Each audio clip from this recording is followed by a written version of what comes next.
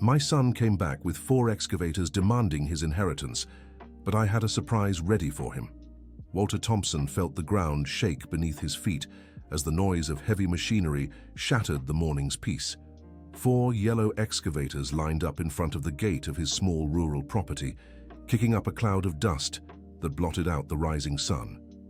From the first vehicle stepped a man in a dark suit and blue tie, his polished shoes stark against the dry earth. It was Richard, his eldest son, who had left 12 years ago without a word. Now he stood there, holding a folder of documents with a cold look Walter didn't recognize.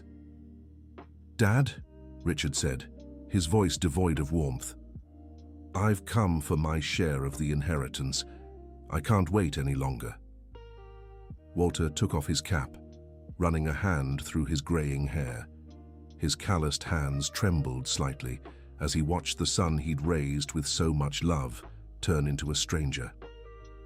"Richard, my boy, why don't you come inside so we can talk? Your mother just made fresh coffee." "I didn't come to chat," Richard interrupted, opening the folder. "I brought the paperwork. I want the land divided today. My lawyer has already reviewed everything. I'm entitled to 50% of all this." From the second vehicle stepped a blonde woman in sunglasses and high heels, clearly out of place in the rural setting. It was Jennifer, Richard's wife, whom Walter had only seen in old photos his son had sent years ago.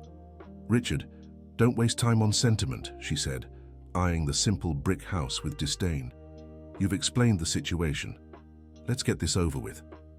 Walter's heart ached. All those years of silence, he had imagined 1,000 ways their reunion might go. Never like this, surrounded by machines and legal documents, as if it were just another business deal. "Son, you don't know how much I've dreamed of your return." "Dad, listen carefully," Richard cut in again, thrusting the papers forward. "I found out this land is going to skyrocket in value because of the new industrial district they're building nearby. I can't let this opportunity slip away. Dear listener, if you're enjoying the story, don't forget to like and especially subscribe to the channel. It helps us a lot as we're just starting out. Now, back to the story. Walter took the papers with shaky hands, but the words blurred before his eyes. He wasn't a man of letters. He'd learned life through hard work since childhood. "I don't understand these things, Richard. I always thought when I came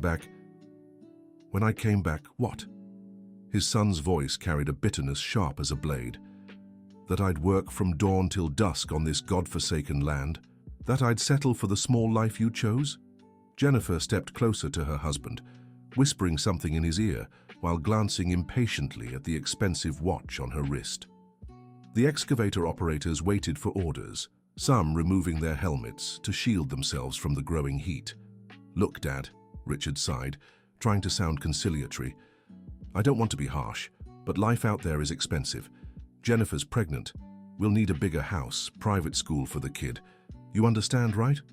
The news of the pregnancy should have been a joy, but the way it was delivered sounded like just another cold justification for dividing the land.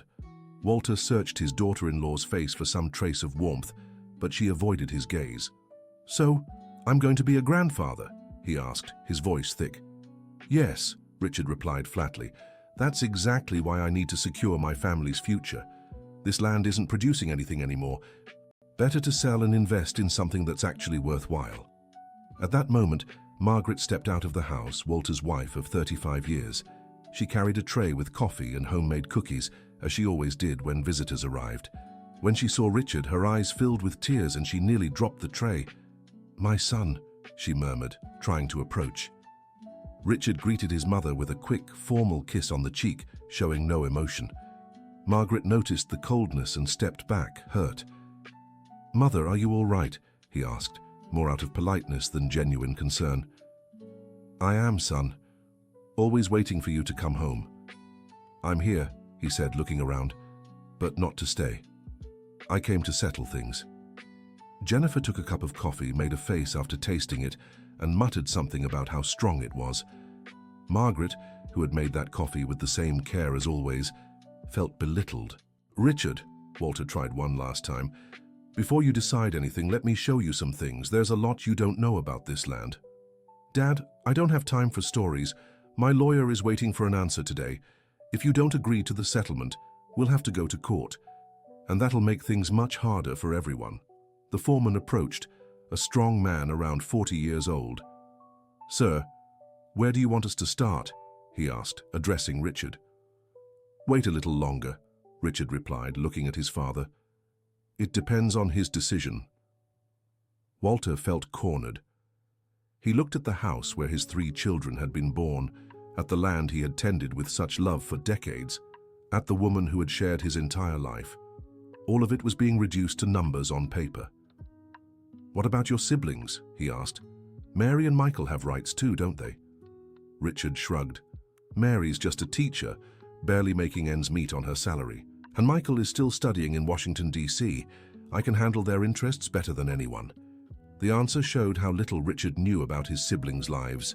Mary, besides being a teacher, was the academic coordinator for 3 public schools and lived a comfortable, if simple, life. Michael was in his final year of veterinary school and already planned to return to work in the area. "Son, your siblings aren't children anymore. They have their own voices." "Dad, you don't understand. In today's world, if you don't move fast, you get left behind. This land is worth a fortune now, but in a few months it could be worthless if we miss the right timing." Margaret moved closer to her husband and took his hand. They exchanged a glance, a silent conversation of decades of marriage. She almost imperceptibly shook her head as if saying, "Not yet. Be patient." "All right," Walter finally said. "But first I want you to see something." He walked toward the barn, followed by Richard and Jennifer. The workers stayed by the machines, some whispering among themselves about the awkward situation. Inside the barn, among old tools and feed sacks, Walter opened a wooden chest. From it, he pulled a worn shoebox. "Look here, son." Inside the box were letters, dozens of them, all addressed to Richard, all returned with stamps reading, "Addressee not found," or "Moved." "All these years I wrote to you once a month," Walter said, his voice breaking. "I could never send them because you never left an address. But I wrote anyway, telling you how things were here, how much we missed you." Richard picked up one of the letters. It was dated 3 years ago on his birthday.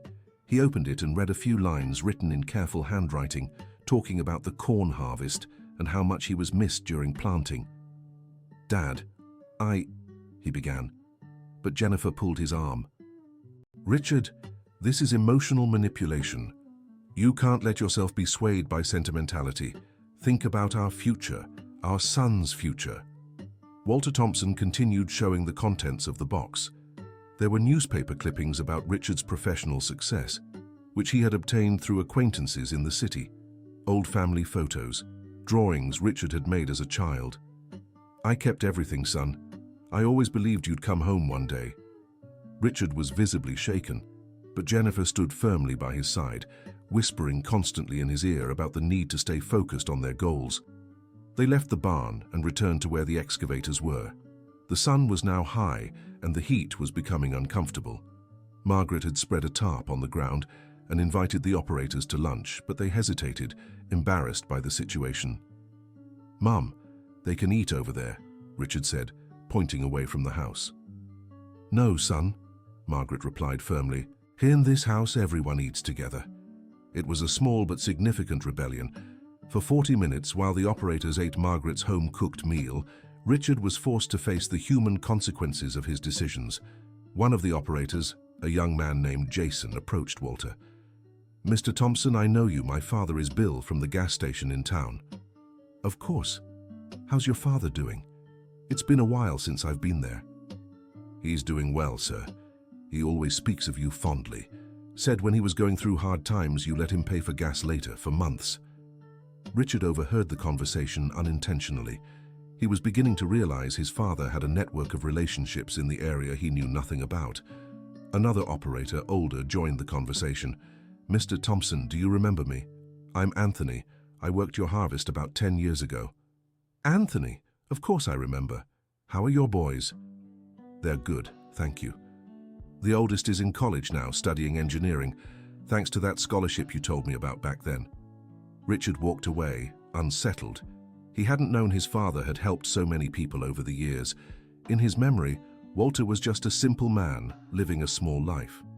Dear listener, if you're enjoying the story, don't forget to like and especially subscribe to the channel. It helps us a lot as we're just starting out. Now, continuing.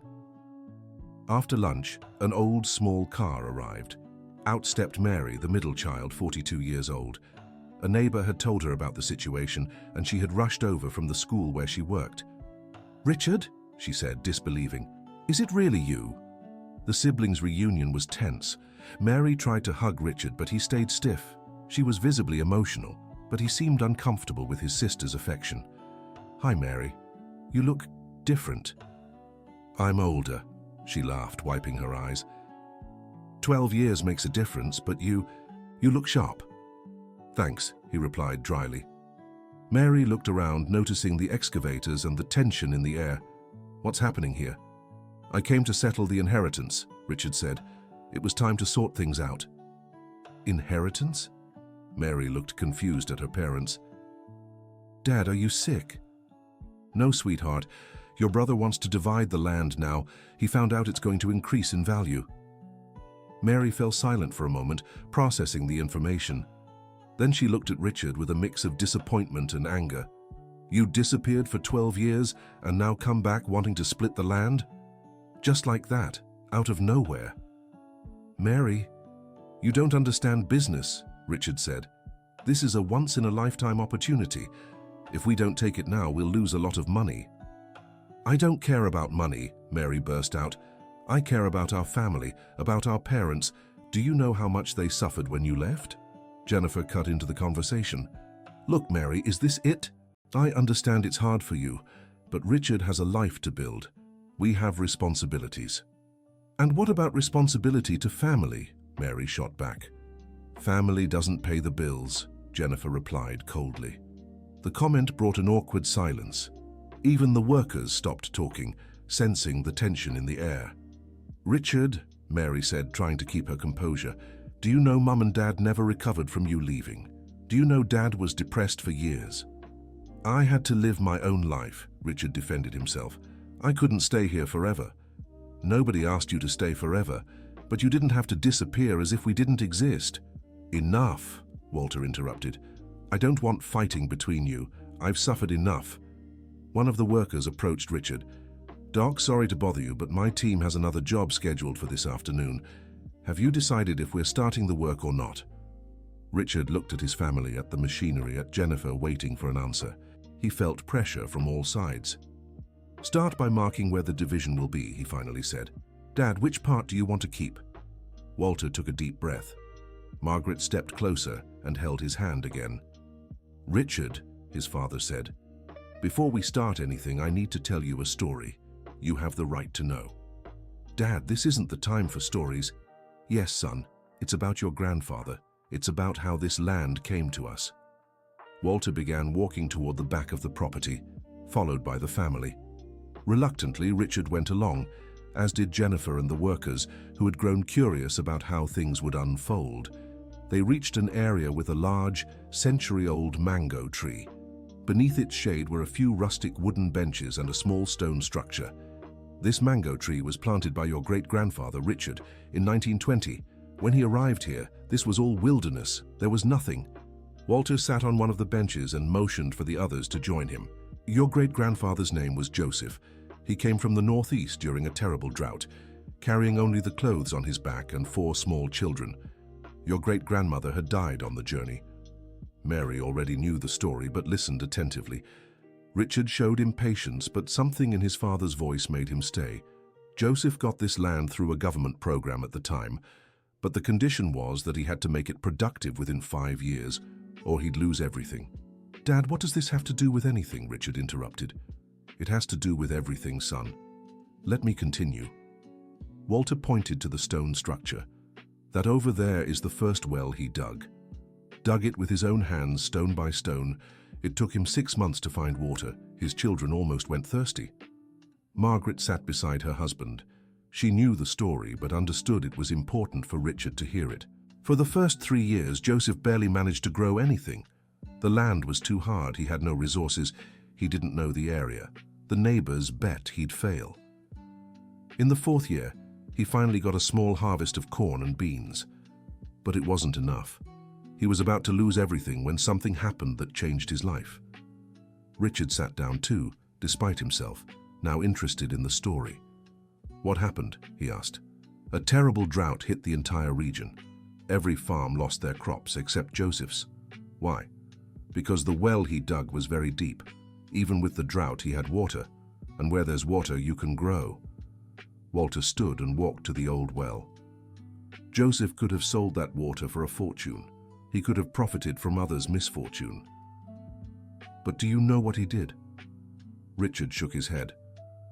He opened the gates to the property, let all the neighbors take water for free, saved the crops of the entire region, and then when the drought passed, all the farmers in the area came together to help Joseph. They brought seeds, tools, knowledge. Within a year, this property became one of the most productive in the region. Walter went back to the bench. "Your grandfather grew up here learning this lesson, that the land isn't just ours, that it connects us to others, that what we do here affects the whole community around us." "Dad, that's very beautiful. But the world has changed," said Richard. "Nowadays, it's every man for himself." "Is it, son?" At that moment, a few more cars arrived. First came Michael, the youngest son, who had been alerted by Mary. Then some neighbors who had seen the excavators came to find out what was happening. Michael jumped out of his car in a hurry. He was a 26-year-old man, tall and strong like his father, with a face still young, but already marked by responsibility. "Dad, Mom!" he shouted, hugging them both. "I got Mary's message and rushed here from college." When he saw Richard, he stopped. The two brothers stared at each other for a few seconds. "Richard," said Michael, extending his hand. "Good to see you again." Richard greeted his brother, but was surprised by the change. When he had left, Michael was just a 14-year-old boy. Now he was a grown man. "You've grown up," Richard remarked. 12 years make a difference," Michael replied, without bitterness, but without much warmth either. One of the neighbors, an elderly man with white hair named Mr. Johnson, approached. "Walter, what's going on here? I saw the machines and got worried." "It's my son Richard, Mr. Johnson. Remember him? He wants to divide the land." Mr. Johnson looked at Richard disapprovingly. "Oh, you're the boy who disappeared. Thought you were dead. Your father nearly went crazy looking for you." "I didn't die," Richard said dryly. "I just went to find my own life." "And did you find it?" Mr. Johnson asked with irony. Jennifer stepped in. "My husband is a successful executive. He has an excellent position at a multinational company." "Executive," Mr. Johnson repeated, as if tasting a bitter word. "And what did you come here for?" "To execute your father." The jab annoyed Richard, but before he could respond, another car arrived. Out stepped a woman in her 60s, elegant but simple, who greeted everyone familiarly. "Margaret, my dear, I got Mary's message," she said, hugging the lady of the house. "I came to see if you needed anything." It was Mrs. Peterson, president of the local residents association and one of the most respected people in the community. "Mrs. Peterson," Walter said, "this is my son Richard, the eldest." "Ah, yes, I've heard about you." She extended her hand to Richard, but her tone was formal. "Pleasure to finally meet you." "The pleasure is mine," Richard replied, sensing the coldness in her manner. Mrs. Peterson looked at the excavators. "And these machines?" "My son wants to divide the land," Walter explained. "I see," she said, and the tone of her voice made it clear she didn't approve. Little by little, more neighbors arrived. The news had spread quickly through the small rural community. Soon about 15 people were gathered, all showing support for Walter and Margaret. Richard began to feel uncomfortable with all the attention. He hadn't expected his decision to become a public event. "Mr. Richard," said one of the neighbors, a middle-aged man named Peter, "do you know your father is one of the most beloved people in this area?" "I know he's a good man," Richard replied, trying to keep his composure. "Not just a good man. Your father has helped half the families here. When my wife was sick, he drove all night to take her to the hospital in the capital. When Mr. Johnson's son needed money for college, his father lent it without charging interest. Every neighbor who arrived had a similar story. Richard began to realize that his father had built something far greater than he'd imagined. He wasn't just a simple man living a small life. He was the center of a network of kindness and affection that held the entire community together. "Dad," Richard pulled him aside, "I didn't know about all this." "Son, there's a lot you don't know about me, and there's a lot I don't know about you either. Why didn't you ever tell me? When would I have told you? You left without leaving an address, without a word. How was I supposed to tell you anything?" The conversation was interrupted by the arrival of another car. Out stepped a man in a suit, older than Richard, carrying a briefcase. "That's my lawyer," Richard said to his father. Dr. Thomas Wilson approached the group with a professional and slightly arrogant air. "Richard, you took too long to call me," he said, looking around disapprovingly. "What's all this commotion?" "Dr. Wilson, these are my parents, my siblings, and some neighbors." "Neighbors?" Dr. Wilson seemed irritated. "This isn't a public spectacle, it's a private legal matter." Mrs. Peterson stood up.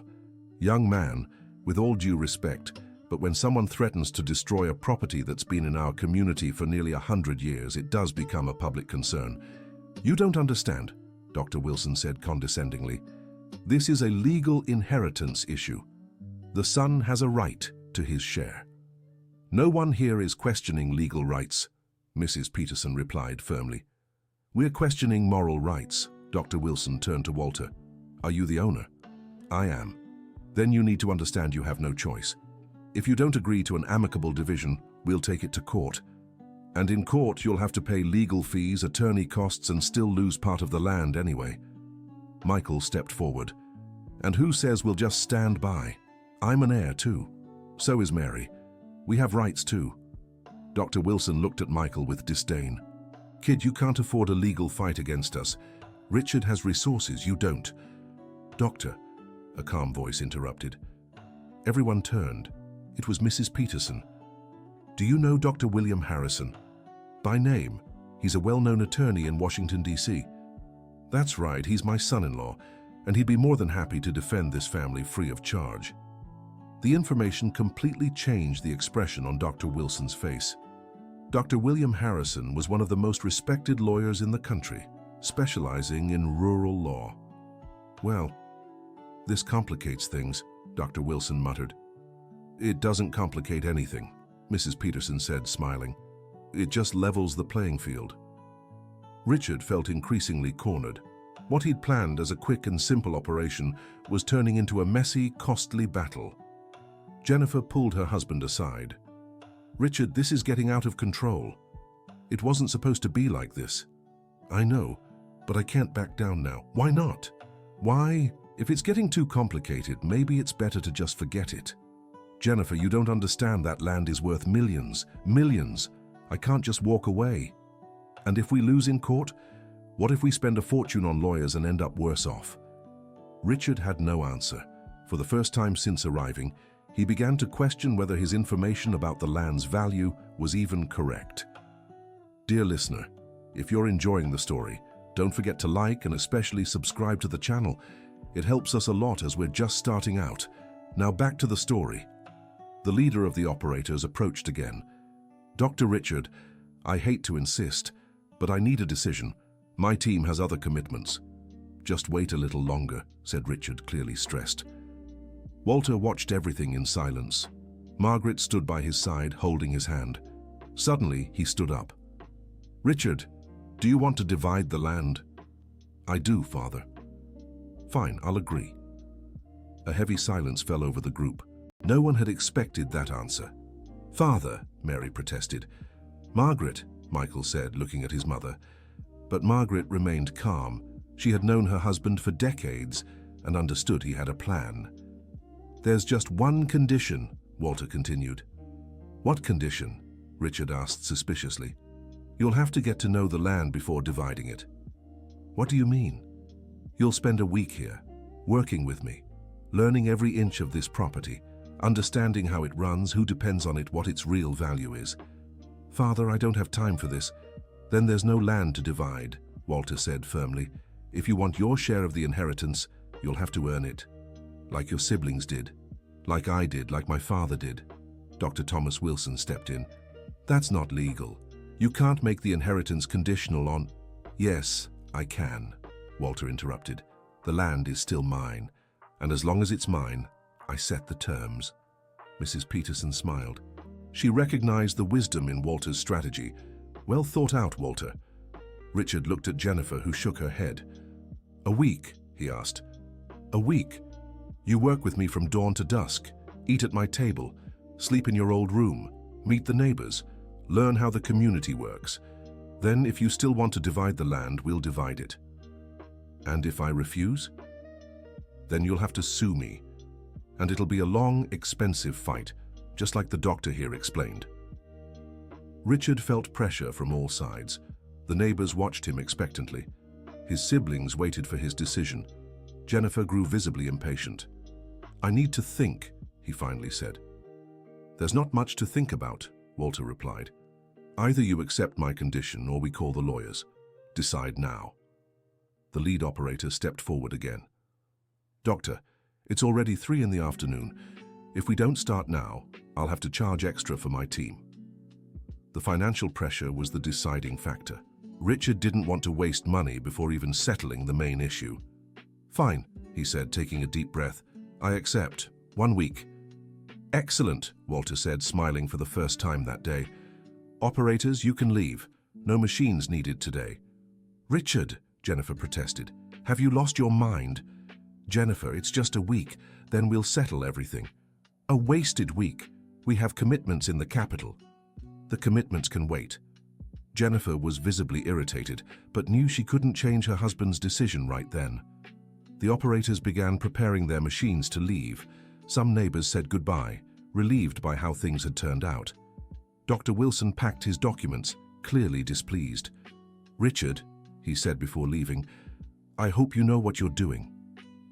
I do, Richard replied, though he wasn't entirely sure. After the excavators and most of the crowd had gone, only the family remained.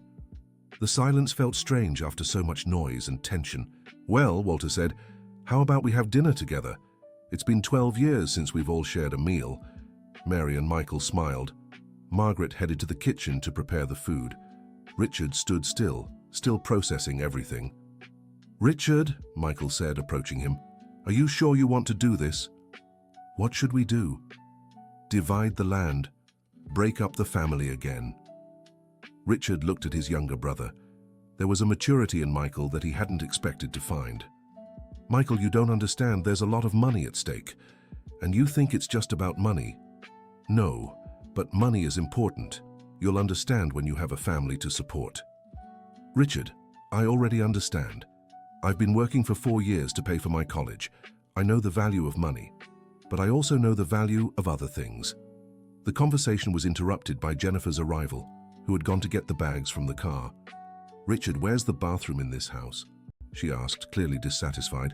Over there, he pointed to a door in the back. And where are we sleeping? In my old room. Your old room? She glanced around with disdain. Does this place have air conditioning? No. What do you mean, no? How are we supposed to sleep without air conditioning? Margaret, who had been listening from the kitchen, approached. Sweetheart, here we use fans, and the nights are cool. You'll see. You'll sleep just fine. Fans? Jennifer looked incredulous. Richard, this is unacceptable. We're staying at a hotel in town. Jennifer, it's part of the deal. I have to stay here for a week. Then you stay. I'm going back to the city. No, you're staying with me. I want you to understand what we're fighting for. Jennifer sighed dramatically, but realized she had no choice. During dinner, the tension was palpable. Margaret had prepared a simple but hearty meal: rice, beans, pot roast for offer, and fresh garden salad. To Richard, it was the food of his childhood. To Jennifer, it was peasant food. Margaret, Jennifer said, using her mother-in-law's name for the first time, don't you have something more sophisticated on the menu? What do you mean, dear? I don't know, Japanese, Italian, something more refined. Margaret smiled patiently. Here, we eat home-cooked meals, but if you'd like, I can make baked fish tomorrow. River fish. Jennifer made a face. No, thank you. The rest of dinner passed in awkward silence. Only Michael tried to keep the conversation going, asking about Richard's life in the city and sharing updates about his veterinary studies. After dinner, Richard and Jennifer retreated to the bedroom. It was a small, simple space with a double bed, an old wardrobe, and a tiny window overlooking the backyard. "Richard, this is a nightmare," Jennifer said as soon as the door closed. "How did you ever live here? I was a kid. I didn't know any different." "And now? You seriously plan to stay here a whole week?" "I have to. It's the only way to secure the land." "Richard, are you sure it's even worth what you think?" The question struck a nerve. Richard had based all his calculations on information from a colleague who worked in urban development, but he'd never verified it himself. "I'm sure. The industrial district project is real. It's going to drive up the value of everything in this area." "And if it's just a rumor? What if the information is wrong?" "It's not wrong," but the doubt had been planted. For the first time since deciding to claim his inheritance, Richard began to question if he was doing the right thing. In the early hours, Richard was awakened by the sound of rain on the tin roof. It was a sound he'd completely forgotten. For a few minutes he lay there listening, and a strange wave of nostalgia washed over him. He got up and went to the window. Outside, the rain poured onto the dry earth, creating a familiar scent he recognized immediately, the smell of his childhood. For a moment, he forgot about the business, the paperwork, the negotiations.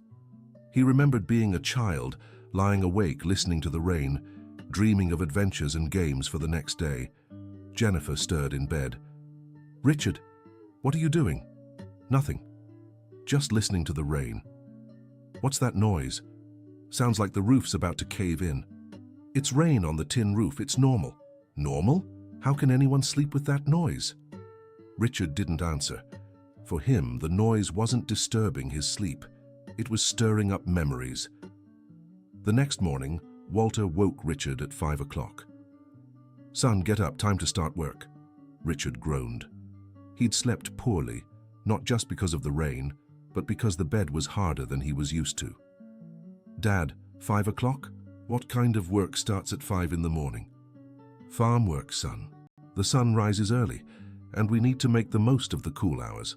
Richard dressed reluctantly. Jennifer kept sleeping.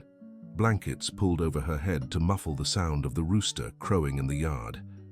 In the kitchen, Margaret had prepared strong coffee and homemade bread. It was a simple breakfast, but it had a flavor Richard hadn't tasted in years. "Today we'll check the fence on the north pasture," Walter said. "Yesterday's rain might have knocked down some posts." "Check the fence? Dad, that's not my kind of work." "Yes, it is, son. If you want to own the land, you have to know how to take care of it." They left the house as the sun was rising. Richard wore dress shoes, which quickly filled with mud. Walter offered rubber boots, but they were too big. They walked for nearly an hour before reaching the fence. Along the way, Walter explained every detail of the property: where the springs were, which trees bore fruit in each season, where the animals grazed, how the irrigation system worked. Richard listened with growing attention. He was starting to realize there was a complexity to managing the land that he'd never imagined. "Dad, how much land do we actually own?" 50 acres. Not a lot, but well used." "And how much is it all worth?" Walter stopped walking and looked at his son. "Depends on what you mean by worth, Richard. Market value, how much someone would pay for all this." "I don't know. I've never thought about selling." "But you must have some idea." Walter sighed. "Richard, your grandfather taught me that land doesn't have a price, it has value. They're different things." "How so?" "Price is what someone's willing to pay today. Value is what it's worth for our lives, for the people who depend on it, for our children and grandchildren." "Dad, that's philosophy. I'm talking concrete numbers." "Son, you want numbers? Let's look at numbers." Walter pulled a small notebook from his pocket. "This land produces about 200 sacks of corn a year. Each sack is worth $60 now, $12,000 in corn. Also, 100 sacks of beans at $40 a sack, $4,000. The cattle bring in around $15,000 a year. The vegetable garden makes about $2,000 from what we sell at the market. Total, $33,000 a year. Richard did quick mental math. Dad, that's way too little. If we sell it all, we could invest the money and earn much more. Invest where? Stocks, funds, city real estate? And if it goes wrong? If we lose everything? It won't. The financial market today offers much higher returns than farming. Walter kept walking. Richard, do you know what happened to your cousin Jason? Which cousin Jason? Your Uncle Anthony's son. You were little when he sold his farm to invest in the city. I don't remember him. Jason did exactly what you're suggesting. Sold 50 acres, took the money and invested in a business in the capital. Now he works as a building doorman. That was his bad luck. Things are different now. Are they? Walter stopped again. Richard, do you invest in stocks? I do.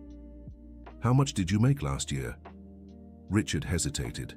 Truth was, he'd lost money in recent months due to market instability. I had some losses, but that's normal. It's a matter of time. I understand. And this land here, in the 30 years I've taken care of it, has only brought me profit. I've never lost a thing. It might not be much, but it's guaranteed. They reached the fence and found 3 posts fallen. Walter took tools from a backpack and started working. Richard stood watching, unsure how to help. Hold this, said Walter, handing a post to his son. Richard gripped the heavy wood while his father hammered. Within minutes, his soft executive hands were sore. Dad, this hurts. It sure does. But this is how we fix things. They worked for 2 hours under the rising sun. Richard was exhausted and drenched in sweat when they finished. His dress clothes were stained with dirt and sweat. Done, said Walter, admiring their work. Now the animals are safe. Dad, why don't you hire someone to do this? I do when I need to, but these simple things I do myself. It's savings. You could be doing something more productive with your time. Like what? Richard didn't have an answer. In fact, he was starting to wonder what could be more productive than tending to your own land. They returned home at lunchtime. Jennifer was awake, sitting in the living room with a bored expression. Richard, thank God you're back. I can't stand this place anymore. No internet, no cable TV, nothing to do. Jennifer, it's just a few days. A few days? Feels like an eternity. Margaret approached. Sweetheart, if you'd like, you can help me in the kitchen or in the garden. I've got plenty to do. No thanks, Jennifer replied curtly. I don't know how to cook. I can teach you. Not interested. Lunch was tense again. Jennifer barely touched her food, complaining it was too seasoned. Richard ate with an appetite that surprised him. The physical work had stirred a hunger he hadn't felt in years. In the afternoon, Walter took Richard to meet the neighbors. Their first stop was Mr. Johnson's house. Johnson, I brought my son so you can get to know him better, said Walter. Mr. Johnson, who had been cold that morning, greeted Richard with forced politeness. Welcome, Richard. Thank you. Johnson is one of the best cattle experts in the area, Walter explained. He's the one who taught me how to pick breeding stock. Interesting, said Richard, trying to sound engaged. You know much about cattle? Asked Mr. Johnson. Not really. Your father's excellent. He's got a sharp eye for good animals. For an hour, Mr. Johnson showed them his herd, explaining management techniques Richard had never imagined. It was deep knowledge, passed down through generations. Your father's helped me a lot over the years, Mr. Johnson said as they were leaving. Loaned me money when I needed it, taught me new techniques, always been a good neighbor. Really? Asked Richard. Not just me. Everyone around here. Your father's a special man. Their second visit was to Mrs. Wilson's house, a 70-year-old widow living alone. Mrs. Wilson, Walter called from the gate. Mind if we come in? Of course, Walter. Come in. Mrs. Wilson welcomed them with genuine joy. Her home was even simpler than Walter's, but impeccably clean and tidy. This is my son Richard, the one I've told you so much about. Oh, what a delight, Mrs. Wilson said, hugging Richard. Your father talks about you all the time. He does? Richard was surprised. Oh, yes. Says you work in the big city, have an important job. He's so proud. Richard glanced at his father, who smiled shyly. Mrs. Wilson, how's your blood pressure? Walter asked. Ah, up and down, but I'm taking my medicine like I should. You need anything? Medicine? Groceries? No, dear, I'm fine. Your Margaret stopped by yesterday and brought me vegetables from the garden. During the visit, Richard discovered that his parents helped Mrs. Wilson with groceries, medicine, and small repairs around the house. It was an informal support network that had been in place for decades. Dad, Richard asked as they left, do you help a lot of people like this? We help those in need, like everyone does here. But doesn't that take a lot of work? It does. But we also receive help when we need it. How so? Last week, when your mother fell ill, they were the ones who helped me take her to the doctor. When the water pipe broke, it was Mr. Johnson who came to fix it. When I needed to borrow money to buy seeds, it was Peter who helped me.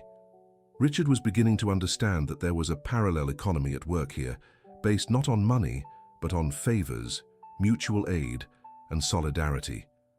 The third visit was to the school where Mary worked. It was a simple but well-kept building where about 200 children from the area studied. Richard, Mary was happy to see them. I'm so glad you came. I wanted to show your brother the school, said Walter. Mary gave them a tour of the facilities. Richard was impressed by the organization and the affection the children showed for their teacher. Aunt Mary, Aunt Mary. The children ran to hug her whenever they saw her. They love you, Richard remarked. And I love them. They're the children of the community. I've seen many of them born. Don't you feel limited here? Don't you want to work somewhere bigger? Mary stopped walking. Richard, I've already worked in the capital. I spent 2 years there right after I graduated. Really, I didn't know that. I worked at a large private school. I earned 3 times more than I do here. Then why did you come back? Because there, I was just another number. Here, I make a difference in people's lives. During lunch at the school, Richard talked with some of the children. He learned that many of them were the children of people he had met earlier that day. My dad said you're Aunt Mary's brother, said a girl about 8 years old. That's right. Are you going to work at the school too? No, I work in the city. That's too bad. We like new people here. The child's innocence touched Richard in an unexpected way. It made him realize that his presence here meant something to these people, even if he didn't yet understand what. By evening, they returned home. Jennifer was in the same spot where they had left her, now complaining about the heat and the lack of things to do. Richard, we need to talk, she said as soon as he arrived. Go ahead. I can't take this anymore. I want to leave. Jennifer, it's just a week. Just? It already feels like a month. This place is unbearable. Why? Why? There's nothing here, nothing. How did you ever live in this place? Richard looked around. For the first time in 12 years, he was truly seeing the house where he had grown up. It was simple, yes, but it was clean, organized, full of history. Every object held a memory. It wasn't so bad, he said, wasn't it? Richard, you're getting sentimental. Remember why we came here. Remember our goal. Jennifer was right. The goal was to secure the inheritance and leave as quickly as possible. But something was shifting inside Richard, though he didn't yet know what. During dinner, Michael came home from college and talked about his day of studies. He was excited about a research project on sustainable cattle farming. Richard, did you know there are new techniques that can increase productivity without harming the environment? I didn't. It's amazing. We can maintain the same herd in less space, preserving more native land, and it even increases profits. Interesting, Richard said, and this time his interest was genuine.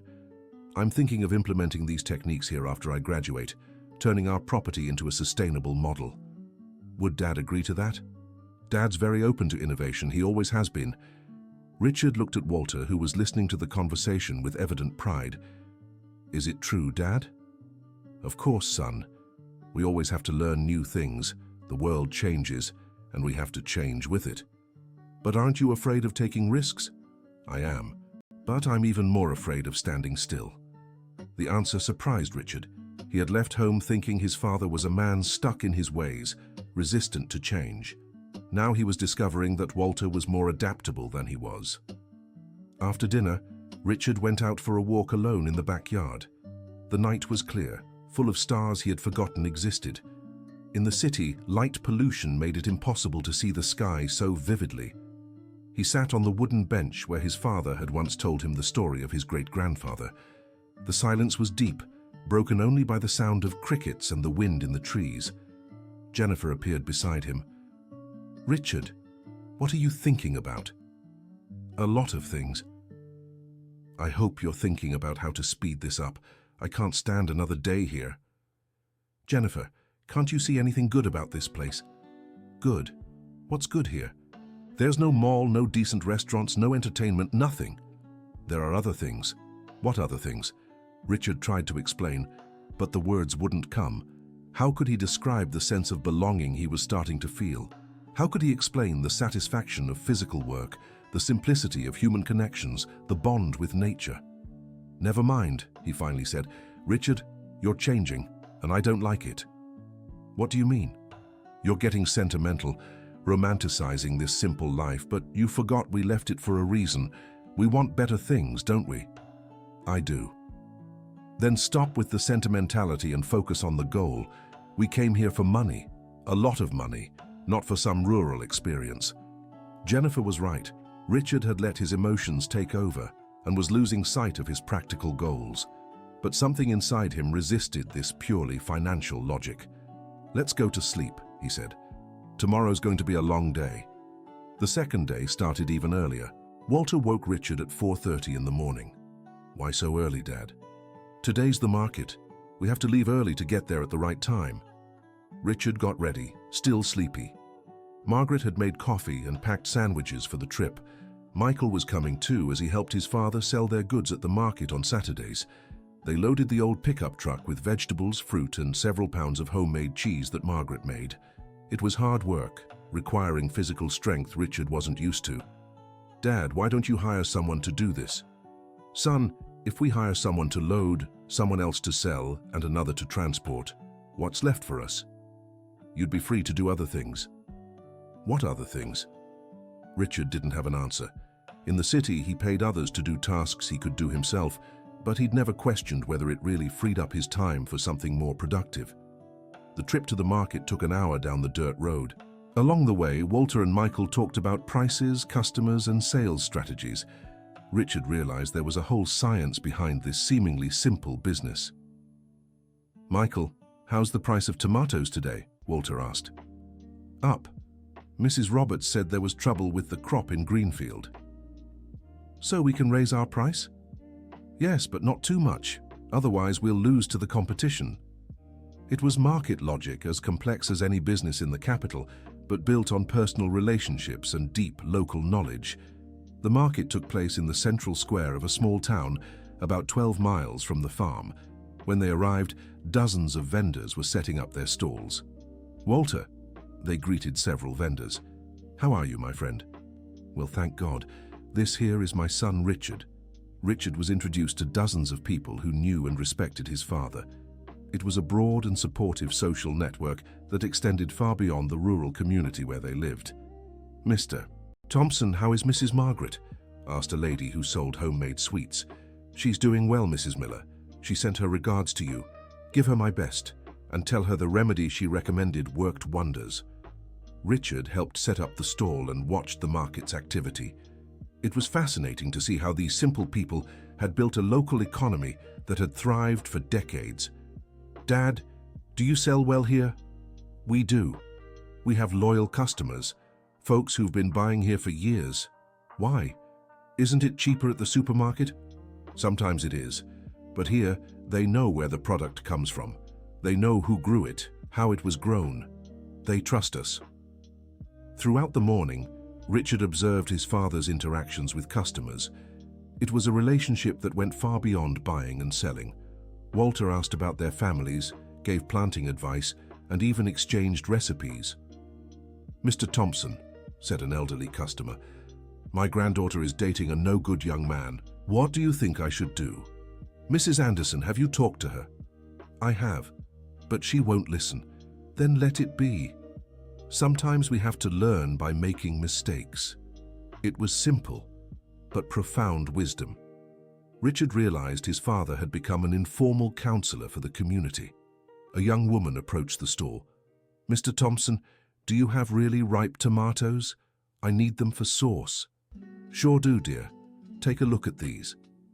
The woman was pretty, around 25, with a warm smile. Richard was immediately interested. "Do you live here in town?" he asked. "I do. I'm a teacher at the public school. You must be Richard, right? Bill from the gas station mentioned you." "What did he say?" "That you work in the city, that you're successful." "I do work there. What about you?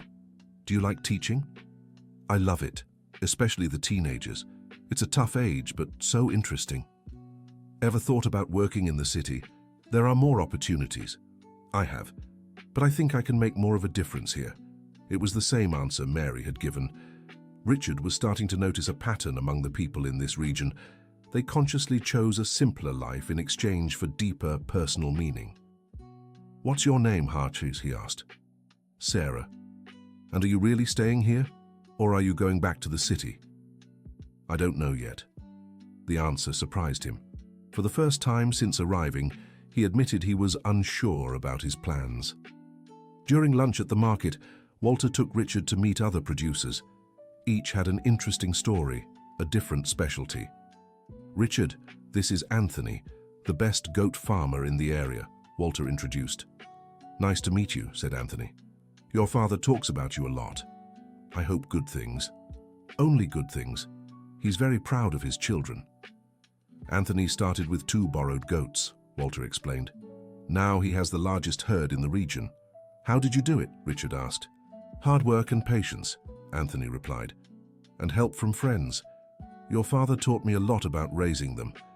It was another story of success built slowly, through knowledge, effort, and community support.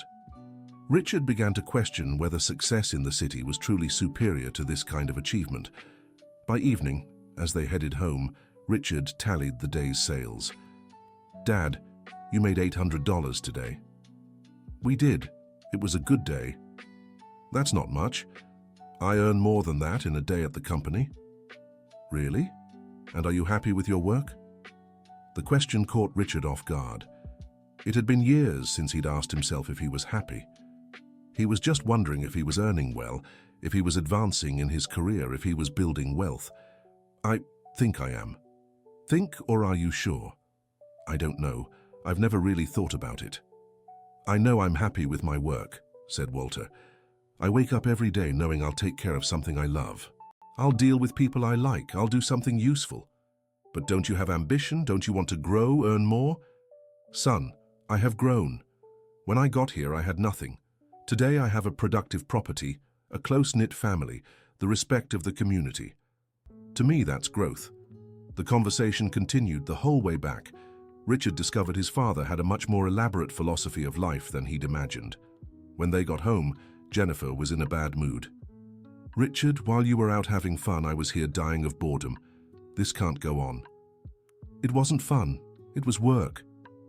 "Work? Selling vegetables at the market is work?" "It's honest, productive work." "Richard, you're acting strange. I hardly recognize you anymore." Margaret, who was listening, stepped closer. "Sweetheart, tomorrow's Sunday. How about we go to church together? Afterward, I can show you the beautiful sights around here." "Church?" Jennifer looked horrified. "I don't go to church. You don't have to go regularly. Just come to see it. The church here is very beautiful, over 100 years old." "No thanks." Jennifer's coldness was starting to bother not just the family, but Richard himself. He'd never noticed how arrogant and prejudiced his wife was. On Sunday, Richard went to church with his parents and siblings. It was a small, simple church, but it had a warmth he'd forgotten. During the service, the priest gave a sermon about community and solidarity that felt directed right at Richard. "My brothers and sisters," the priest said, "sometimes we forget what truly matters in life. We chase things we think will make us happy, but we forget happiness lies in human connections, in our bond with the land, in our ability to help others." After Mass, several people greeted Richard and made a point of saying how much they loved his parents. "Your father is a blessing to our community," said an elderly woman. Whenever someone's in need, he's there, added another. Richard realized his father had built a legacy far more valuable than any bank account. He was genuinely loved and respected. At Sunday lunch, with the whole family gathered, the conversation turned to childhood memories. Mary and Michael shared funny stories from when they were kids, and Richard recalled moments he'd completely forgotten. "Remember when you tried to teach the pig to fly?" Mary laughed. "I thought tying balloons to it would work," Richard replied, laughing too. "And you nearly killed the poor thing," Michael added. "Dad had to chase you with a stick," Mary continued. It was the first time in 12 years Richard had genuinely laughed at family stories. Jennifer watched it all with a look of confusion. That afternoon, Walter suggested a walk to the waterfall at the back of the property. It was a place Richard had loved as a child, but had completely forgotten. "The waterfall's still there?" he asked. "Of course it is, and it's more beautiful than ever." They walked for half an hour along a forest trail. Jennifer refused to go, saying she didn't like hiking.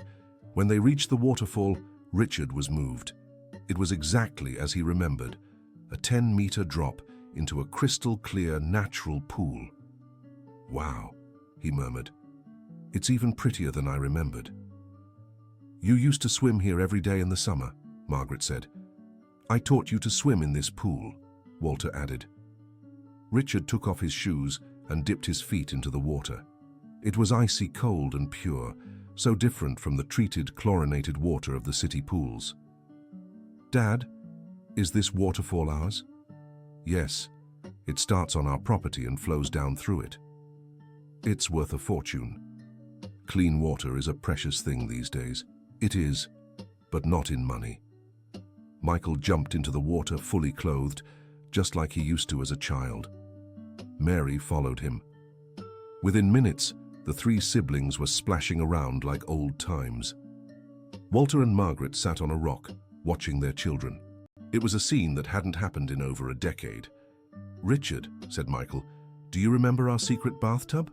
"Secret bathtub?" "Behind that rock over there. We dug out a little pool where the water was warmer." Richard swam over and found the small pool they'd built as kids. It was amazing how it was still there, preserved by time. "My God," he said, "I'd completely forgotten." "We spent whole afternoons here," Mary recalled, "making plans, sharing secrets." "What kind of plans did we make?" "You wanted to build a treehouse. Michael dreamed of having a zoo. I wanted to be a teacher. And you made it." "I did. And Michael's almost a vet now. Only you changed your plans." "I wanted to build a treehouse?" "Yes. You said when you grew up you'd build the biggest treehouse in the world." Richard looked at the trees around the waterfall. Several had branches perfect for supporting a house. It was a childish dream, but it had a charm his adult dreams had lost. They stayed at the waterfall until late afternoon. When they got back home, Richard felt more relaxed than he had in years. Jennifer greeted them with a frown. "Finally, you're back.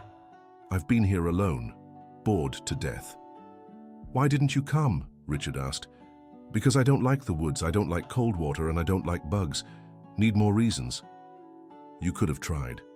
"Richard, I have zero interest in rural activities. Zero. This isn't the life for me." The conversation was interrupted by Sarah, the teacher Richard had met at the fair. "Hi, everyone," she said with a smile. "I brought some sweets my mom made for you." "Sarah," Margaret greeted her. "How kind of you. Come in, dear." "Hi, Richard," Sarah said. "How's your week been here?" "It's been interesting." "I bet. Must be very different from life in the capital." "Very different." Jennifer watched the exchange between her husband and Sarah with clear jealousy. There was undeniable chemistry between them. "Richard," Jennifer interrupted, "can we talk in private?" "Of course." They stepped into the bedroom. "Who is that woman?" Jennifer asked as soon as the door closed. "A local teacher." "And why is she flirting with you?" "She's not flirting. She's just being friendly." "Richard, I wasn't born yesterday. I saw how she looked at you."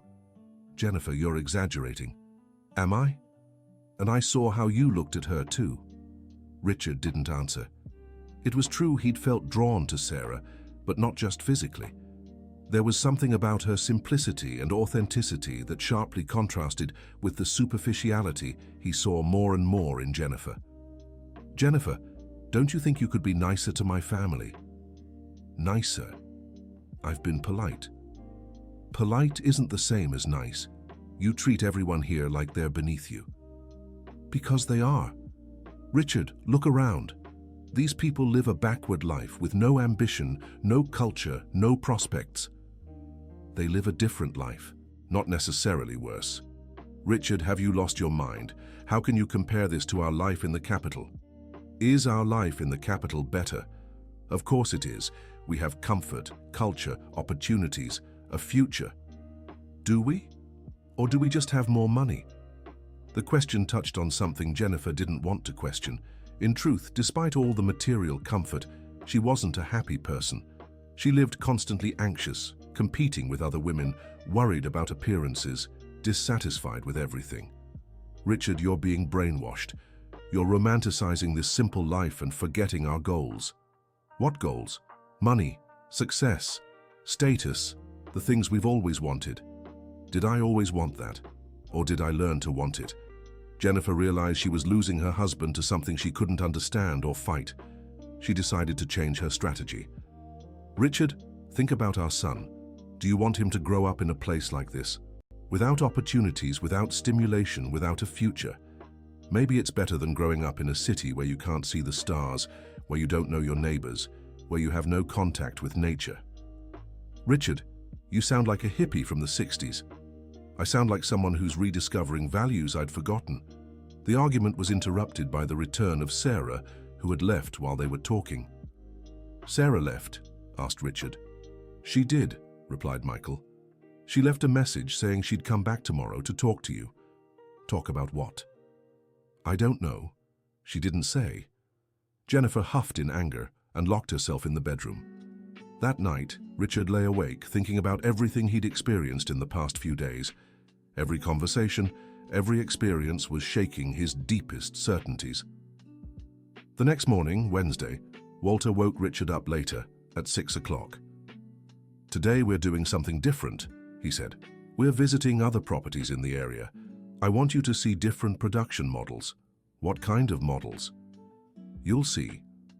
The first visit was to an organic farm run by a young couple who had moved to the area 5 years earlier. "Richard, this is Mark and Julie," Walter introduced. "They came from the big city like you."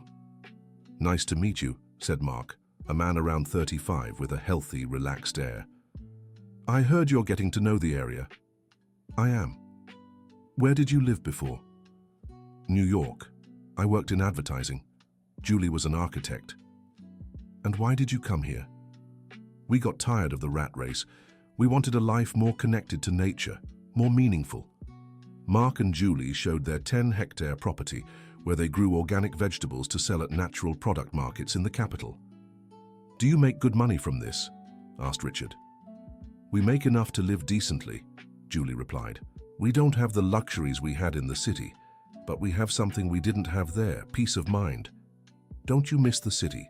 "Sometimes we miss the movies, theaters, restaurants," said Mark, "but we don't miss the traffic, the pollution, the stress, the superficiality of relationships." "What do you mean, superficiality of relationships?" "In the city, we knew hundreds of people, but we didn't have real friends," Julie explained. "Here we know few people, but the relationships are deep, genuine." It was exactly what Richard was realizing. In the capital, he had many professional acquaintances, but few true friends. "And do you plan to stay here permanently?" "We do," said Mark. "Here we found something we'd been searching for years without knowing." "What were you searching for?"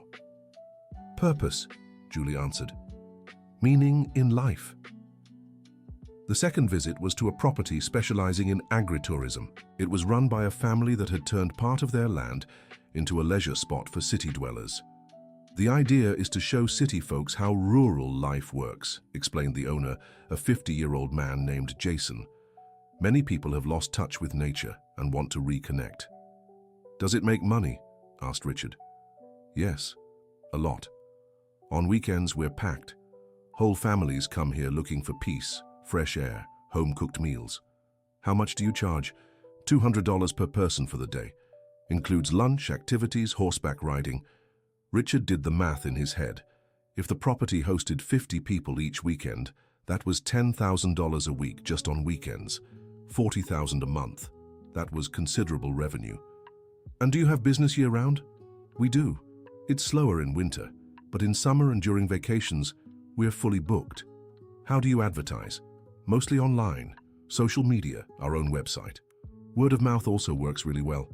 It was a business model Richard had never considered, turning rural life into a product for city folks who missed that connection with nature. The third visit was to a property that combined cattle farming with reforestation. The owner had turned degraded land into productive forests. I plant native and exotic trees, he explained. In 15 years, I'll have valuable hardwood. Meanwhile, the cattle graze in the shade and stay healthier. Is it profitable? Very, and sustainable. I'm restoring the land and still making money from it. Richard was impressed by the creativity and innovation he found in the region. Rural businesses were far more diverse and sophisticated than he'd imagined. By evening, as they headed home, Walter asked, "So, son, what did you think?" It was surprising. I had no idea there was such a variety of businesses here. And all these models could be implemented on our property. How so? We have enough land to do organic farming in one part, agritourism in another, reforestation in a third, diversify production and increase income. Would that work? It would. Michael's already studying this in college.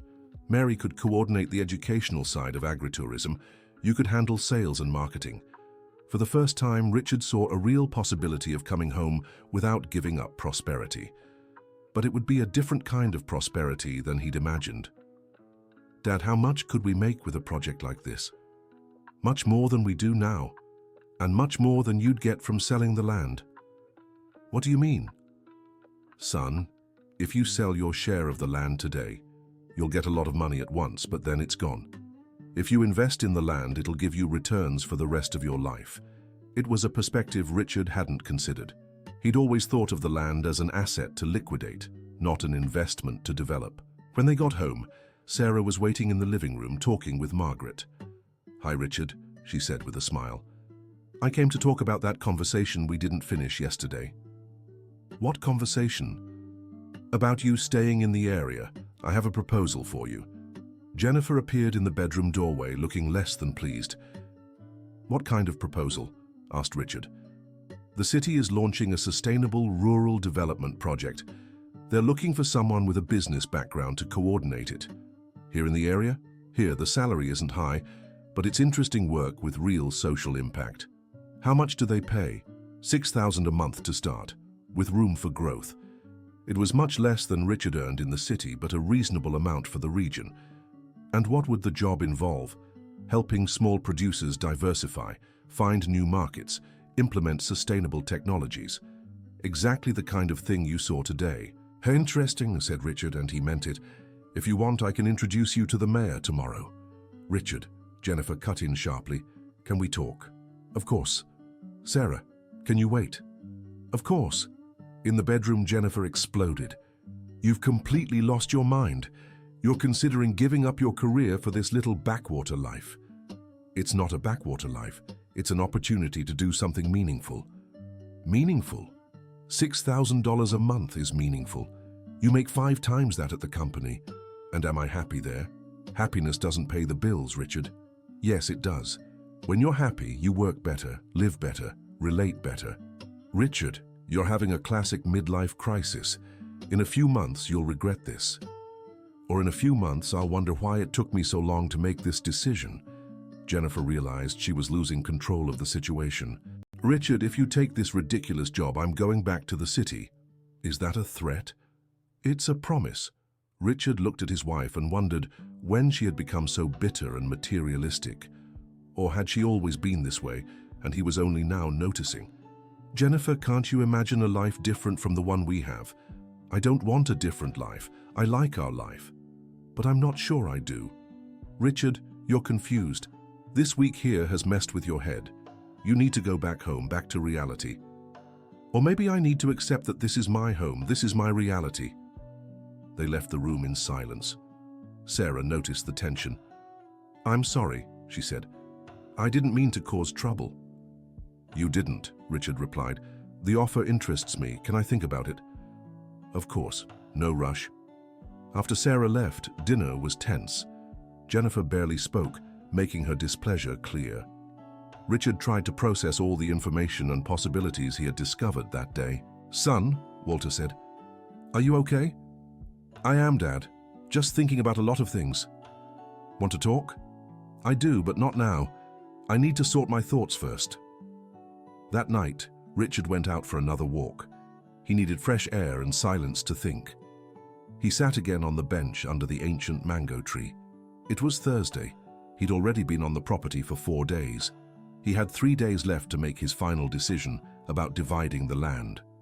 But now, it wasn't just a simple choice of whether or not to divide it. It was a decision between 2 completely different lifestyles. He looked at the house where he'd grown up. The lights were on, and he could see the silhouettes of his family in the living room. It was a scene of domestic tranquility he had forgotten existed. In the city, his house was much bigger and more luxurious, but it rarely felt this cozy. He and Jennifer lived parallel lives, each busy with their own activities and worries. His phone rang. It was his boss calling from the company. "Richard, how's the situation there?" "It's complicated." "When are you coming back?" "We have several pending projects." "I don't know yet. It might take a few more days." "Richard, you have a promising career here. You can't stay away too long." "I know. By the way, there's a promotion opportunity. You could take over as regional manager, starting salary of $20,000. It was exactly what Richard had dreamed of a few months ago. Now the offer sounded strange, almost unreal. "Can I think about it?" "Of course, but don't take too long. These opportunities don't wait." After hanging up, Richard felt even more confused. It was an excellent offer financially, but would it make him happy? He went back inside and found Michael studying in the living room. "Michael, can I ask you something?" "Sure." "Did you never want to try life in the big city?" "I did. When I was in high school, I dreamed of living in New York, working for a big company." "So why did you change your mind?" "Because I realized my calling was here. I like working with animals. I like rural life. I like our community." "But don't you feel limited?" "Limited how?" "I don't know. With few opportunities, little money, few entertainment options." Michael laughed. "Richard, I have dozens of projects I want to implement here. I have true friends, a close-knit family, a girlfriend who loves me. I wake up excited to work every day. What more could I want?" "More money?" "For what? To buy things I don't need? To impress people I don't care about?" The simplicity of the answer struck Richard deeply. Michael had found something he'd been searching for years without realizing: contentment. "Michael, you're wiser than me, and you're much younger." "I'm not wiser. I just have different priorities." "How so?" "You prioritize professional success and financial gain. I prioritize quality of life and relationships. Neither is right or wrong, they're just different choices. But your choice seems smarter." "It only seems that way because you're questioning yours. If you were happy with your city life, you'd think my choice was limiting." Michael was right. Richard was questioning his choices because he wasn't happy with their results. "Can I ask you something else?" "Of course." "What do you think of Jennifer?" Michael hesitated. "Do you want honesty?" "I do. I don't think you two are a good match." "Why?" "Because you want different things out of life. She wants status, appearances, consumption. You're realizing you want meaning, authenticity, connection. Do you think she's always been like this?" "I don't know how she was before. I only know how she is now. And right now, she looks down on everything our family values." It was painful to hear, but Richard knew Michael was right. Jennifer couldn't see any value in the family's way of life. "What would you do in my place?" "I can't answer that, Richard. Only you can decide what kind of life you want to live." On Friday, Richard woke with a different feeling. It was his 5th day on the property, and he felt more rested and at peace than he had in years. Walter woke him at 5:30.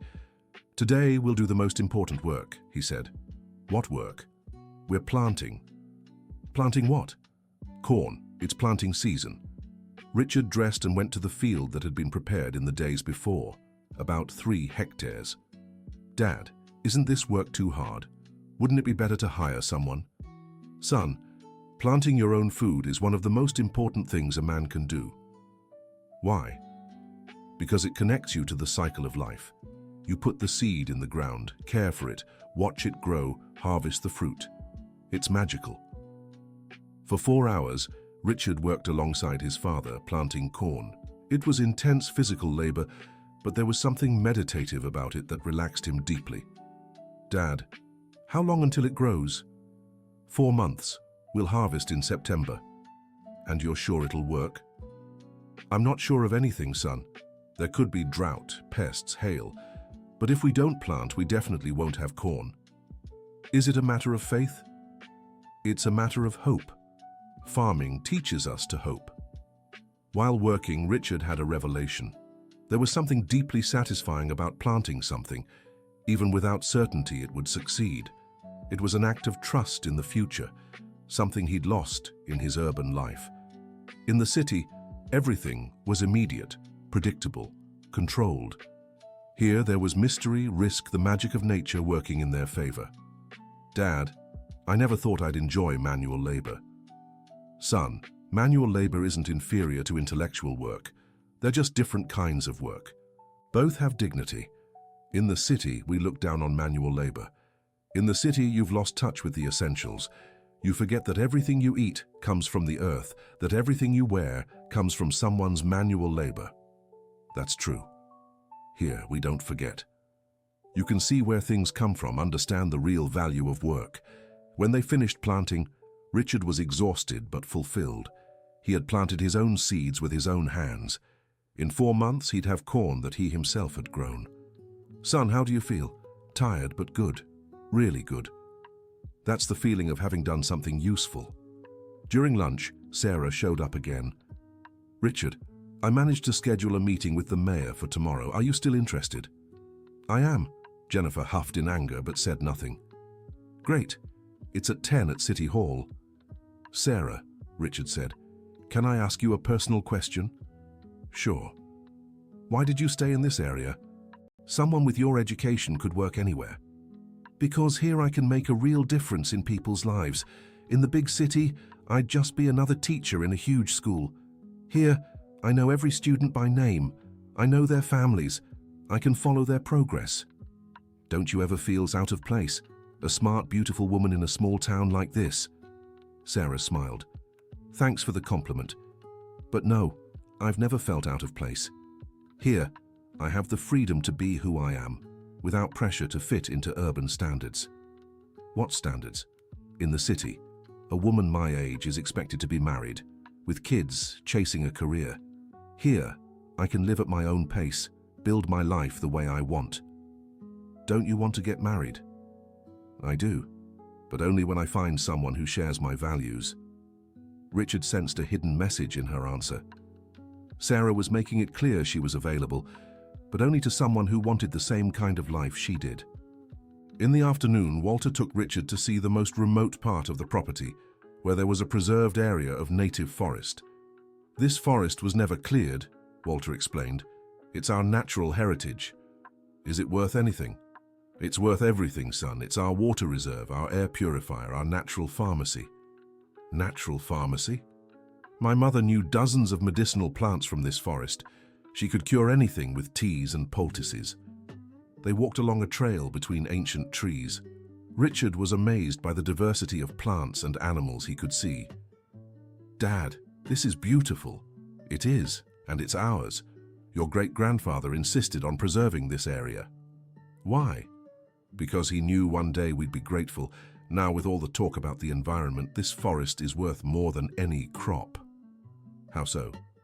There are payment programs for environmental services. The government pays those who preserve native forests. How much? Depends on the size of the area, but it can add up to a few thousand a year. It was another source of income Richard hadn't considered. The property had multiple, sustainable, long-term revenue possibilities. They reached a clearing with a wooden cross. "What's this?" "Your great-grandfather's grave. He asked to be buried here in the land he loved." Richard was moved. He had never visited his great-grandfather's grave, never thought about the generational connection this land represented. "Dad, how many generations of our family have lived here?" "4. Your great-grandfather, your grandfather, me, and you kids." "And if I sell my share, that chain breaks?" "If you sell and your siblings decide to sell too, yes, the land leaves the family." "Would that make you sad?" Walter took a moment to answer. "Son, I can't force you to stay. But yes, it would make me very sad to see 4 generations of work lost." "Why?" "Because this land isn't just land. It's history, it's memory, it's identity." Richard finally understood what his father had been trying to teach him all week. It wasn't about money, it was about belonging. "Dad, can I ask you a tough question?" "Go ahead." "If you were me, what would you do?" Walter smiled. "Son, I can't answer that, but I can give you some advice." "What?" "Whatever decision you make, it has to come from a place of peace in your heart. If you stay, it has to be because you want to stay. If you go, it has to be because you want to go. It can't be out of pressure, guilt, or obligation." "How do I know what my heart wants?" "By listening to it. In silence, without rushing." They returned home in the late afternoon. Richard was deep in thought, processing everything he had experienced during the week. At dinner, Jennifer announced her decision. "Richard, I booked my ticket back to the city. I'm leaving tomorrow morning." "Why?" "Because I can't take this anymore. And because I realized you won't be able to make a sensible decision while under the influence of this," she looked around with disdain, "situation. Jennifer, there are just 2 days left. 2 days that will be wasted. Richard, you have 24 hours to decide.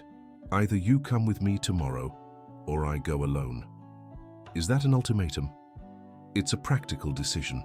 Our life is in the city. Our responsibilities are there. I can't stay here indefinitely waiting for you to figure out if you want to play farmer." The comment angered not only Richard, but the entire family. Michael stood up from the table. "Excuse me," he said. "I've lost my appetite." Mary followed him. Walter and Margaret were visibly uncomfortable. "Jennifer," Richard said, "that was unnecessary." "It was necessary. Someone has to speak the truth here." "What truth?" "That this is a backward place with no future, where people waste their lives for lack of ambition." Margaret stood and began clearing the plates, clearly hurt. "Mum," Richard said, "let me do that." "No need, son." But Richard insisted on helping. It was his silent way of showing where he stood. After dinner, Richard and Jennifer had their final conversation. "Richard, last chance, are you coming with me or not?" "Jennifer, I need more time to decide." "There's no more time.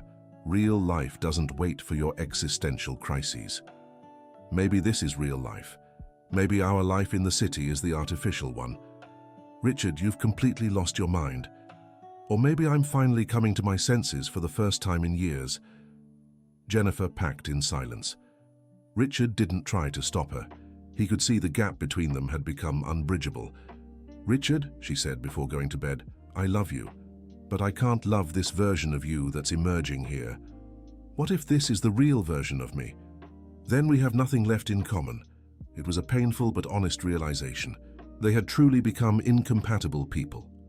The next morning, Saturday, Jennifer woke early and called a taxi to take her to the airport. Their goodbye was cold and formal. "Goodbye, Richard." "Goodbye, Jennifer. You know where to find me when you come to your senses." Richard didn't respond. He watched the car drive away, taking 13 years of marriage with it. Margaret approached and placed a hand on his shoulder. "Are you okay, son?" "I am, Mom. Sad, but okay." "She's a good person. It's just that you both want different things from life." "That's true. Sometimes people grow apart not because they don't care for each other, but because they grow in different directions." His mother's simple wisdom comforted him more than any complex psychological analysis ever could. At 10 o'clock, Richard went to his meeting with the mayor. He was a young man, around 40, full of ideas for sustainable development in the region. Richard, Sarah told me about you. We're very interested in your administrative experience. Thank you. The project we have in mind is ambitious. We want to turn this region into a model for sustainable rural development. How so?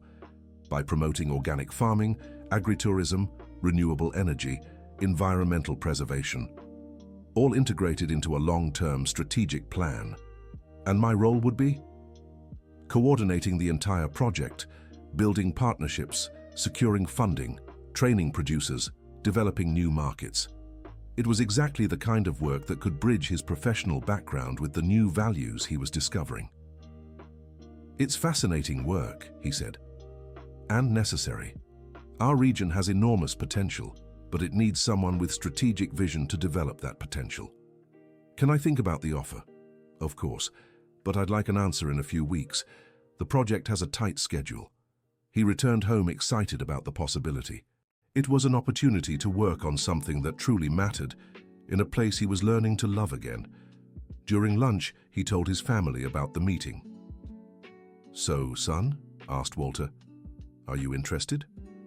"Very much. It's the kind of work I've always wanted to do but never had the chance." "And the salary?" asked Mary. "It's much less than what I earn in the capital, but it's enough to live well here."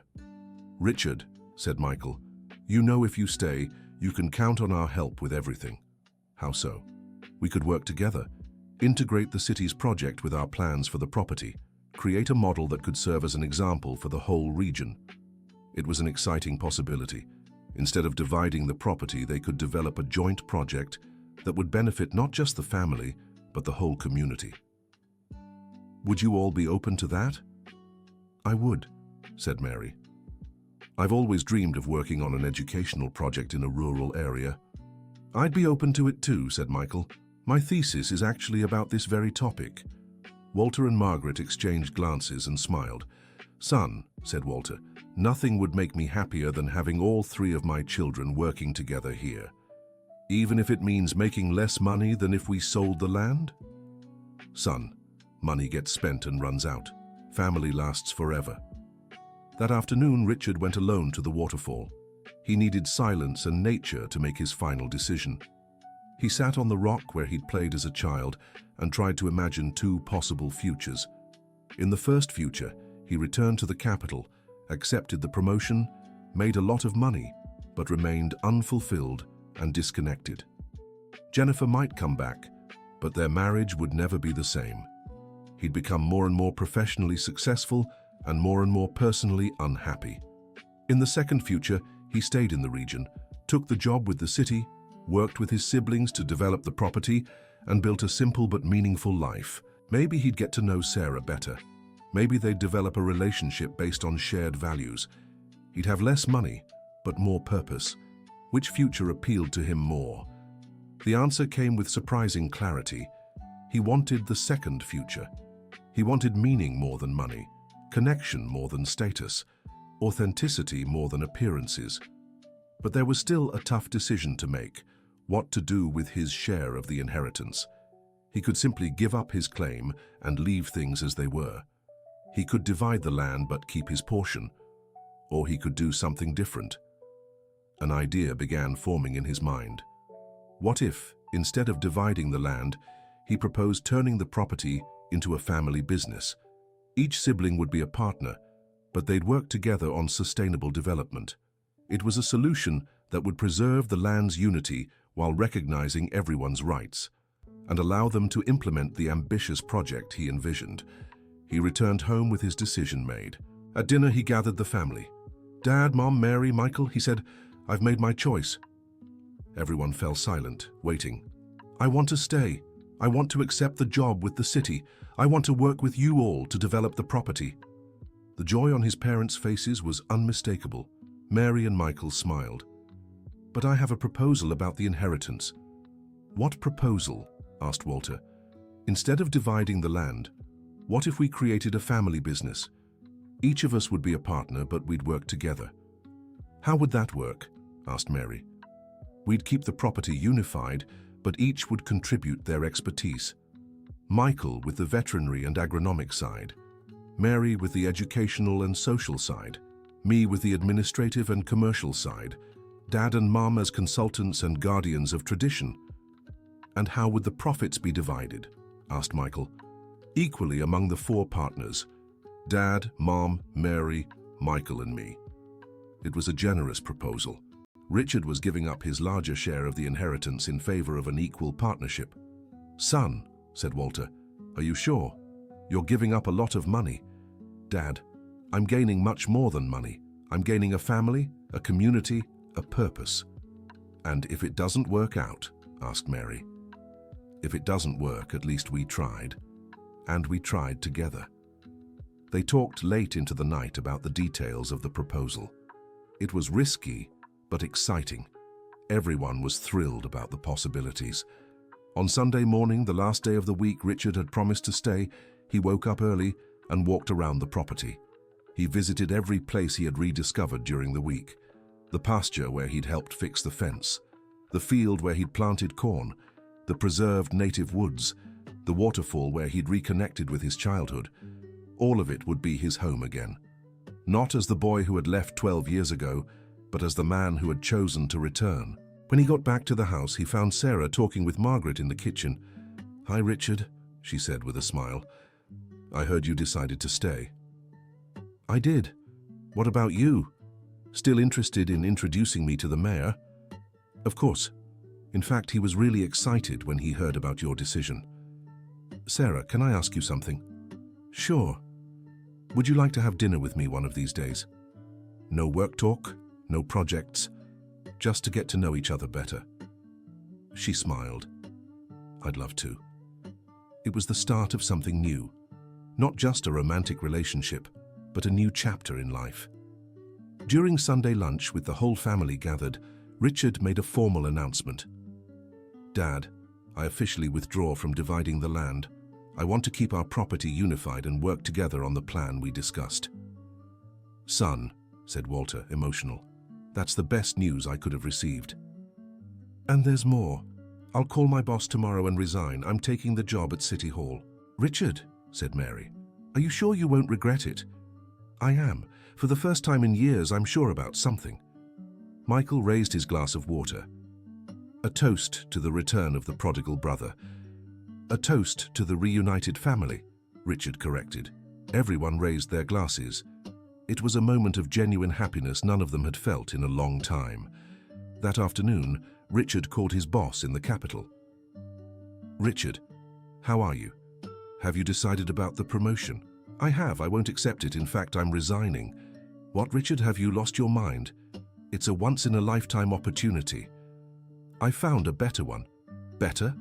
What company offered you more?" "It's not a company. It's a new life." "Richard, you're making a mistake you'll regret for the rest of your life." "Maybe. But I'd rather regret something I tried than something I didn't." He hung up feeling free. It was the official end of his old life and the official start of his new one. On Monday, he officially began his job at City Hall. It was invigorating to work on something that truly mattered, with people who shared his new outlook on life. On Tuesday, he had his first dinner with Sarah. They talked for hours about dreams, plans, and life philosophies. It was an intellectual and emotional connection he had never experienced before. On Wednesday, he began working with his brothers on the development plan for the family property. It was complex but exciting. On Thursday, he received a call from Jennifer. "Richard, are you really not coming back?" "I'm not, Jennifer." "What about us? What about our marriage?" "Our marriage is over, Jennifer.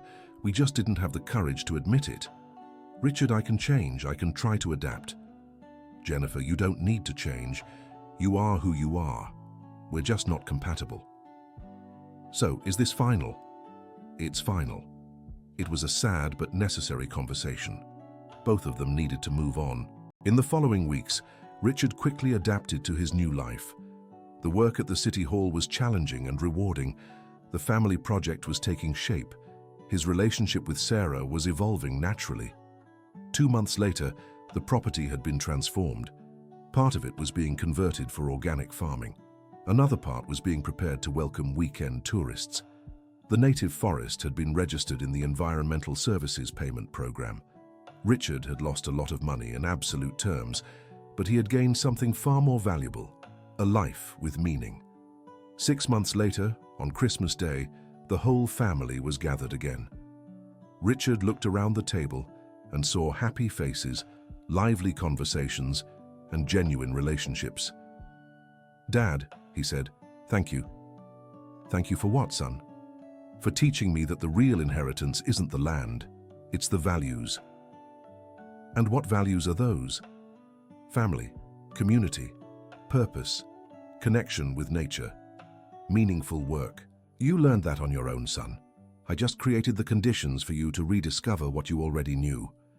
A year later, Richard married Sarah. The ceremony was simple, held at the community church, with all the neighbors present. 2 years later, his property had become a model of sustainable rural development, visited by researchers from various universities. 3 years later, their first child was born, a child who would grow up knowing the value of the land, the meaning of work, and the importance of community. Richard had discovered that true wealth isn't in what you have, but in who you are. It isn't in what you accumulate, but in what you build. It isn't in individual success, but in collective happiness. The surprise Walter had prepared for his son wasn't documents or legal strategies. It was a life lesson, the chance to rediscover lost values, to reconnect with his roots, and to find a purpose greater than financial success. And the greatest surprise of all was realizing that the life he had left behind wasn't small or limited. It was a life rich in meaning, abundant in relationships, and prosperous in happiness. The man who had arrived with 4 excavators demanding his inheritance had left the machines behind, not because he had given up his share, but because he had discovered that his true inheritance was far greater than any property could ever be worth. The end of the story. Dear listener, if you're enjoying this story, please take a moment to like this video and, most importantly, subscribe to the channel. It helps us a lot as we're just starting out. Now continuing, tell us what you thought of Richard and his family story. Do you think he made the right choice by choosing a simple yet meaningful life over financial success in the city? What would you have done in his place? Share your honest thoughts in the comments. And if this story touched your heart in any way, don't forget to like and subscribe so you won't miss other moving stories about family, values, and rediscovering what truly matters in life.